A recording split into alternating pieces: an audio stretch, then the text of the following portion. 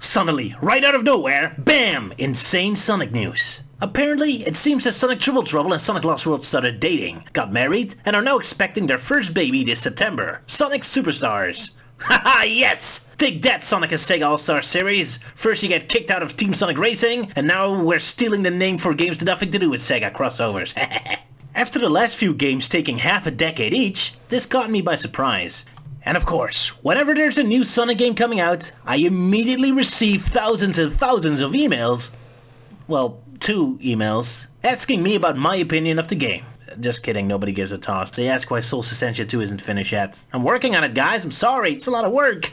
Here, look at the wacky paintings I drew for a palace level where Eggman shoves his and Sage's face on a royal family portrait. Anyway, Sonic All-Stars Racing.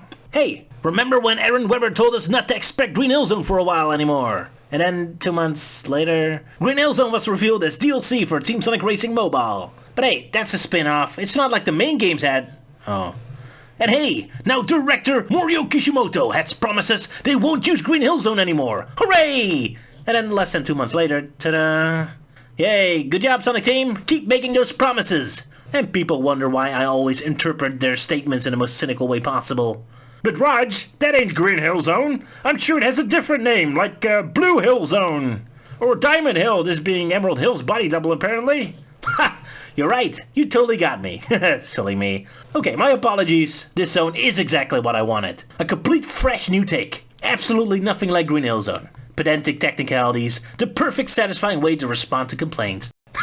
I really love Sonic Team even proudly declaring abandoning Green Hill Zone in full articles. Look, when I say no more Green Hill Zone, I actually mean come up with a new aesthetic, a new world. But hey, blue paint job, sure. Actually, now I think about it, I hate the abstract shove random shapes in the sky aesthetic of their new thing, so...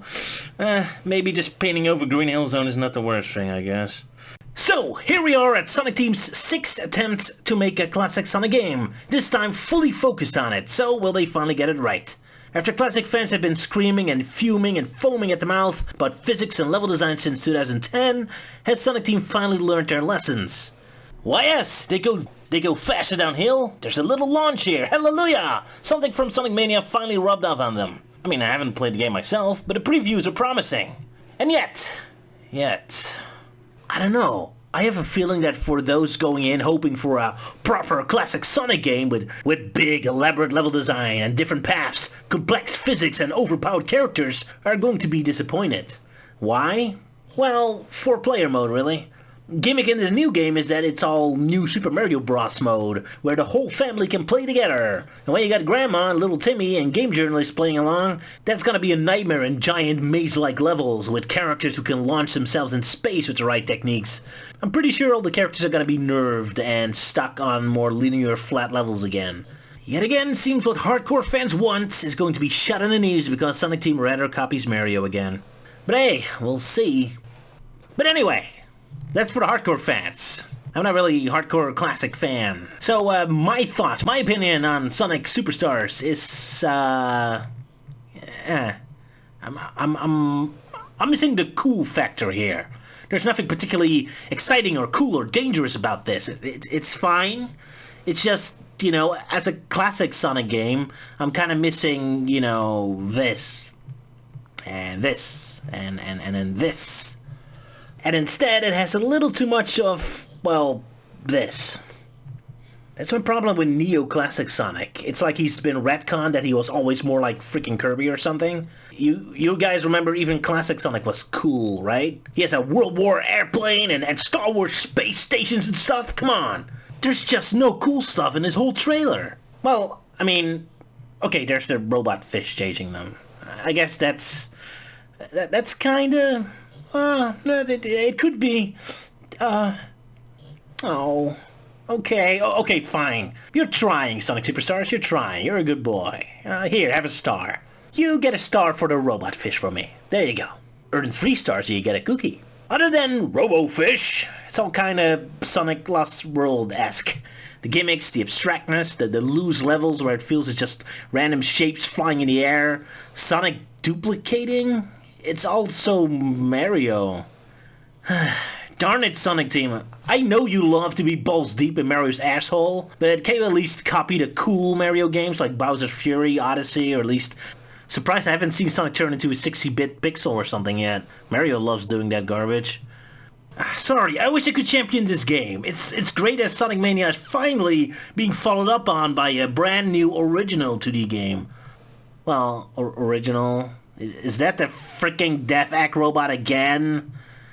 That darn thing is giving Green Hill Zone a run for its money. Can you at least give it a proper name already? It's kind of pathetic to keep calling it a Death Act robot when it's unrelated to the Death Act and most of its appearances now. Might as well call it shape that was in Sonic game you like, man, at this point. Look, Izuka or whoever at Sonic Team, the idea of a final boss showing up in the first level. When Sonic Mania did that, that was cute. Ha, yeah, nice. Very nice. And then Sonic Forces did it again, and it was lame and stupid, but then again, I hate that whole sequence. To its credit, at least it used a different final boss for once. And now we're doing this for a third time in 4 games. Come on, man. Look, here's the thing, right? The whole concept with throwing the final boss in the first level, what you want is juxtaposition, right? That's the whole point, the final boss in the first level. You want the player to be like, holy smokes, it's the final boss! He's here! I'm not ready! Ah! You want it to be intimidating, heavy, intense, whoa! The juxtaposition between the severe opponent scaring you in a place where you'd expected the dumbass starter boss. That's the point, right?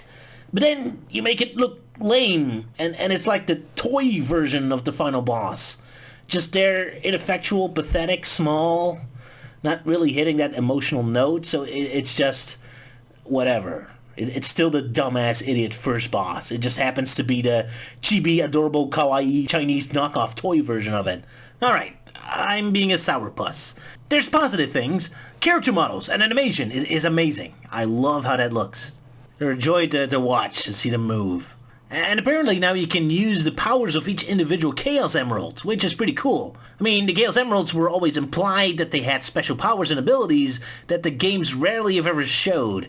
Eggman just uses them as batteries, Sonic to turn super, and that's about it. And the Adventure era added the ability to teleport, time travel, and create holograms occasionally, but that's about it. And other than Chaos Control, were severely underutilized. So this time, they act more like wisps. That's an awesome idea in terms of utilizing the Chaos Emeralds. That's also a terrible idea in terms of making me want to play this game because I hate wisps, but that's me. So, Amy, there you go, girl. Welcome to the club. How long has it been? 2005, 2006? Sitting on the bench with nothing to do but side games? And all of a sudden you got promoted to be playable in 3 games in a row. And this time you're not even DLC. Good looking good. And what's more, it's 3 games where the playable character is expected to go super. So I guess we finally get an official answer if Amy can go super. That or Sonic Team will give us 3 bad excuses in a row. We'll see. Ooh, and Fang returning to the fray. Also great news. I love the guy. I always said I wanted to see more use out of smaller side villains. I'm not thrilled that the instructions said Fang is working with Eggman. I was hoping he worked independently, but oh well. Since I doubt this game will have any dialogue or complex cutscenes, I guess it's easier to get a story across when it's just one hero and one villain team. And speaking of villain teams, seems Sonic has triple trouble, as we get a 3rd new surprise villain, designed by Nato Oshima. I hope that's how you pronounce it. I guess he's handling the Balin's Fallout way better than Yuji Naka.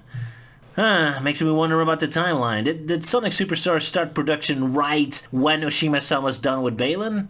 Heck, the timeline of this game is interesting anyway. How do we get from one game each half of a decade to suddenly an annual Sonic game again? Oh, well, they also work on Frontiers DLC. I wasn't even expecting to hear news of a new game until 3 years in the future.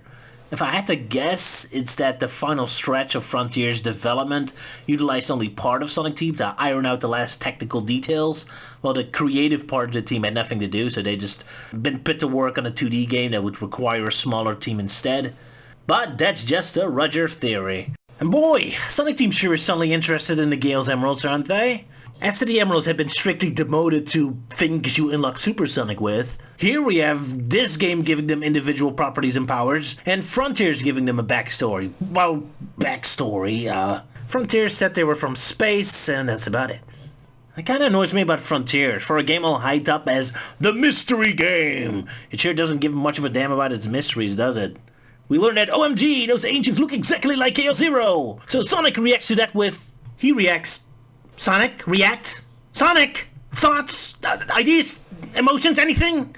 Well, he said the puppet fell, I guess. Well, there's over 2 hours of cutscenes with nothing but the character standing around yabbering about stuff. Plenty of time to explore this exciting mystery, right? Anyone? Talk about it! Yo, Till, Scale Zero, remember? Thing that scared you? Any thoughts? Emotions? Anything? Eggman, your stupid calculator machine suddenly magically turned into a girl. React! Is that weird? Is that normal? Is that exactly as you planned? Did you program it to do that?